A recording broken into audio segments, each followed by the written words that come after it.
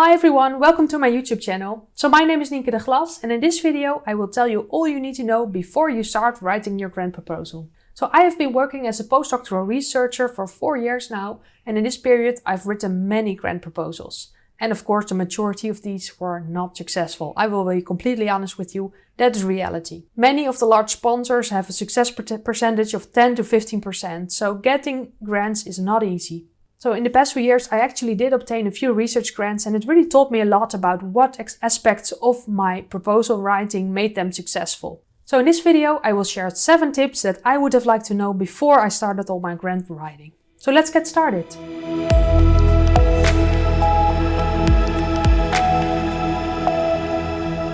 So first of all, you need to have a good idea. Of course this makes sense. You need to have an idea of what you are interested in and what you want to study. So what is the problem, what is the population you're interested in, and what is your main research question? You need to have these ideas before you start writing your grant proposal. Next, you need to do the research. So you need to look at what has already been done, what other study groups in the world are also interested in your topics, and what have they published before. When I review grant proposals of other research groups, sometimes I see that some researchers skip this step. And it's really a problem because reviewers of your grant proposals will have experience, they will have knowledge about the topic, so they will know what's out there in the world. So you really need to put that in your grant proposal and show people that you're really adding something to available evidence. Next, you need to think big.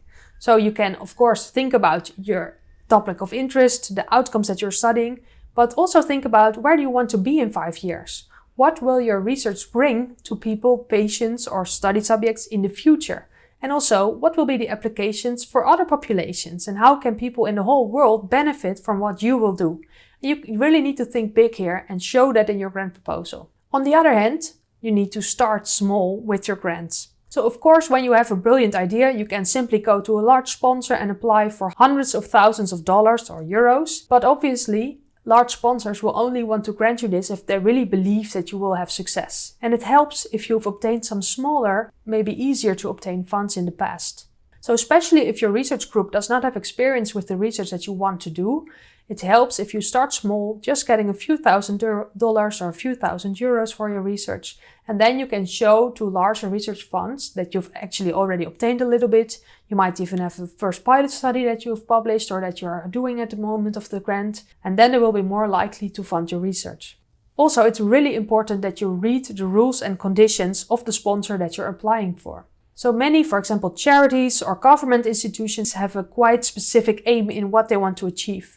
And it doesn't help if you simply have a brilliant idea and you apply for a grant that does have a completely other aim, no matter how brilliant your research is. So what I always do is I really read the conditions, I really read the aims, and also I look at previous research projects that were granted.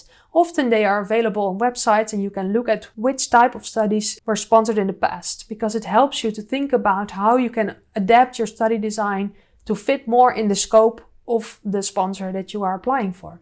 Then you need to find your partners. So you will not be able to perform a full study on your own, especially if you're applying for a large research grant, no matter how brilliant you are. So early in your writing process, you need to think about where is the expertise that I need, where are the techniques that I need, and who are the people who have already achieved something and really can mentor me and guide me in where I want to go. Of course, this can help you with the content and can really improve your research grant by itself.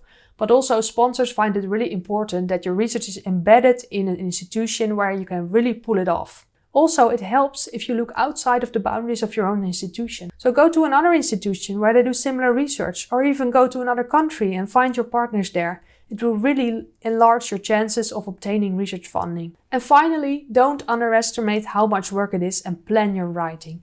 So the longest research grant that I applied for and actually got in the end was 80 pages long. So it was a lot of work and I worked months on it before I actually entered it. So in the end, you really need to make a planning for yourself, but also give others the chance to respond and give you feedback on the proposal. So you need to start early and really make a schedule for when you want to have certain parts of your research grant finished. So that's it. 7 tips to think about before you start writing your research grant. So I hope this was helpful. Thank you so much for watching. If you like this, please do give me a thumbs up and subscribe to my channel.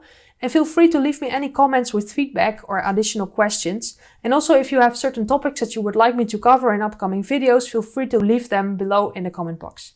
So see you next time.